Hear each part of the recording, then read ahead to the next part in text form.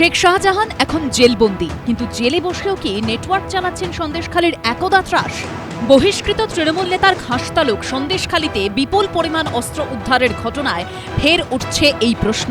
সেই সঙ্গে সামনে এসেছে শেখ শাহজাহান, প্রাক্তন তৃণমূল বিধায়ক শওকত মোল্লা ও অস্ত্রকাণ্ডে ধৃত তৃণমূল নেতা রমজান মোল্লার সন্ত্রাস আর ষড়যন্ত্রের ত্রিকোণ কাহিনী। উত্তর চব্বিশ পরগনার সন্দেশখালী আর দক্ষিণ চব্বিশ পরগনার কুমড়োখালী, এই দুই জেলার যোগসূত্র স্থাপন করেছিল তিন দাপুটে তৃণমূল নেতা। উত্তর চব্বিশ পরগনায় ছিল শেখ শাহজাহান, দক্ষিণ চব্বিশ পরগনায় শওকত মোল্লা এবং রমজান মোল্লা। তারাই মূলত বিভিন্ন জায়গা থেকে অস্ত্র সংগ্রহ করে জেলার বিভিন্ন জায়গায় অস্ত্র মজুত করত। মূলত মজুত করা হতো কুমড়োখালী এলাকায় এবং সন্দেশখালীর বিস্তীর্ণ এলাকায়, এমনই তদন্তে উঠে আসছে। এই অস্ত্র আসতো বেশিরভাগ দক্ষিণ চব্বিশ পরগনা থেকে, তোমার শওকত মোল্লার ডেরা থেকে। শওকত মোল্লার ওখানে অস্ত্র ভাণ্ডার ছিল এবং ওখানে তৈরি হতো। উনি পাচার করত শাহজাহান শেখের কাছে, শাহজাহান শেখ পাচার করতো রমজান মোল্লার কাছে। এবার রমজান মোল্লা সারা দক্ষিণ চব্বিশ পরগনা বাসন্তীটা মানে অস্ত্রের ভাণ্ডারে ছেয়ে দিয়েছিল। শুধু তাই নয়, স্থানীয় বাসিন্দাদের অভিযোগ, নিজের নামাঙ্কিত বাজারে গভীর রাতে অস্ত্র ও বোমার প্রশিক্ষণও দিতেন শেখ শাহজাহান। বস্তা বস্তা ওই তোমার মার্কেটের মধ্যে থাকতো এবং ও ফায়ারিং শেখাতো ছেলেদেরকে, এইভাবে বন্দুক চালাতে হবে, এইভাবে মেশিন চালাতে হবে, এইভাবে বম মারতে হবে। শাহজাহান শেখের 2,500 থেকে 3,000 বাহিনী ছিল। 2024 সালের 5ই জানুয়ারি রেশন কেলেঙ্কারিতে তদন্তে কেন্দ্রীয় বাহিনীকে নিয়ে শেখ শাহজাহানের বাড়িতে পৌঁছয় ইডি। তাদের ওপর বর্বরোচিত হামলা চালায় শেখ শাহজাহানের শাগরেদরা। ঘটনার 55 দিন পর মিনাখা থেকে শেখ শাহজাহানকে গ্রেপ্তার করে রাজ্য পুলিশ। গ্রেপ্তারের পর তার শরীরী ভাষা ছিল অবাক করার মতো। গ্রেপ্তারের পর প্রায় 27 মাস কেটে গেছে। সিবিআই ও ইডি দুই কেন্দ্রীয় এজেন্সির মামলাতেই জেল হেফাজতে রয়েছেন শেখ শাহজাহান। সরবেরিয়ার বাসিন্দা নির্মল মণ্ডলের অভিযোগ, শেখ শাহজাহান জেলে থাকলেও এলাকায় দাপট বজায় রেখেছেন তিনি। এমনকি জেলে বসে তাঁকেও হুমকি দেন শাহজাহান। 2024 সালের 29শে ফেব্রুয়ারি ইডির উপর হামলার ঘটনার 55 দিন পর গ্রেপ্তার হয় শেখ শাহজাহান। শেখ শাহজাহান গ্রেপ্তার হওয়ার পর বেশ কিছুটা সময় কেটে গেছে, কিন্তু সন্দেশখালীর আনাচে কানাচে এখনও প্রচুর অস্ত্র মজুত রয়েছে, এমনটাই দাবি এলাকার বাসিন্দাদের।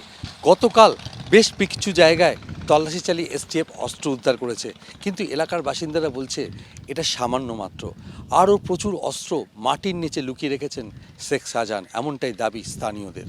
শাহজাহান হুমকি দিয়েছিল, এই তোর ভাইকে রবীন মণ্ডলকে সাবধান থাকতে বল, কেটে কুচিয়ে দেবো জেল থেকে, সেন্ট্রাল জেল থেকে।